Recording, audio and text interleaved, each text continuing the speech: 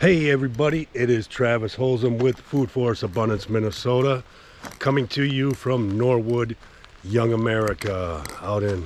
We're in farm country right here, and today I'm starting to lay the landscape fabric down for the raised garden bed area. I laid gravel, class 5, leveled it, class 5, and now I'm laying the fabric. I'm going to start putting the raised beds in place and then start adding the pea gravel in the pathways, which is going to keep all the raised beds in pretty solid.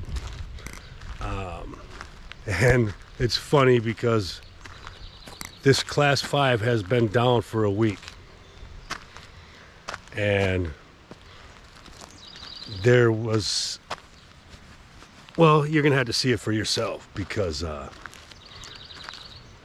this has been rolled, this has been compacted and everything. And asparagus came up right through the class 5, right through everything. And you should see some of these. It's purple asparagus and normal asparagus, but some of these are 5 feet tall. And it's absolutely crazy. This is a week. And then with the skid steer and the bobcat leveling this area out, drags some of the soil from one side to the other.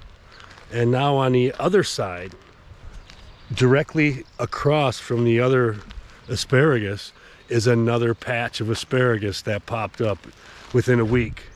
So basically what I'm going to do is I'm going to just put dirt back in that area, or put soil back down, sorry, and mulch it.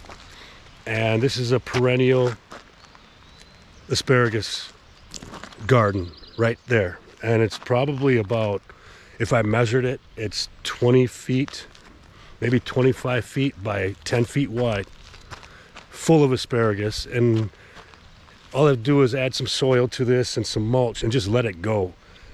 And it's going to be completely overgrown with asparagus.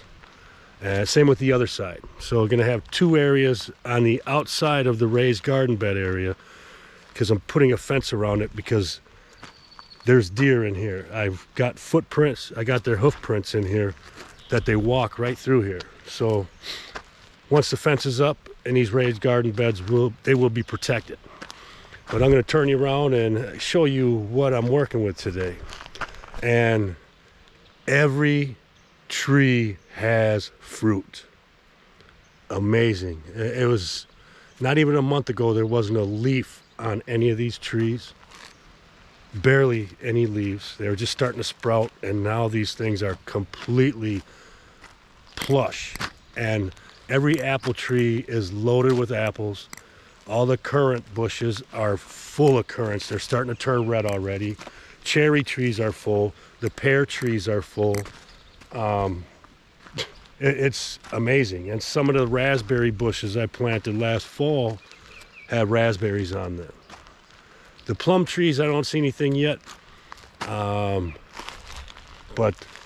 you know, there's 15 plum trees, so I'm sure there's a plum or 2 around.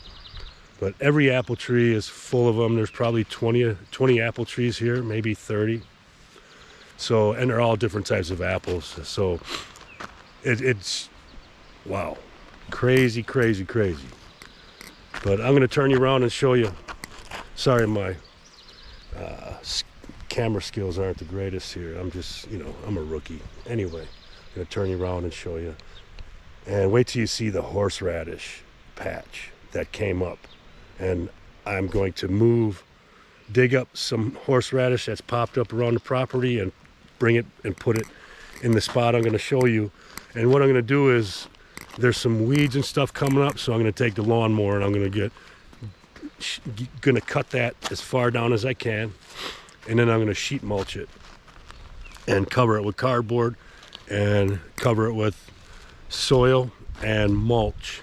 And we're going to turn it into a nice perennial horseradish patch that will come back year after year.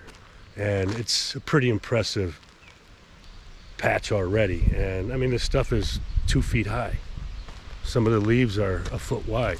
I mean, it's amazing. Okay, here we go. Enough about me talking. I'm going to show you.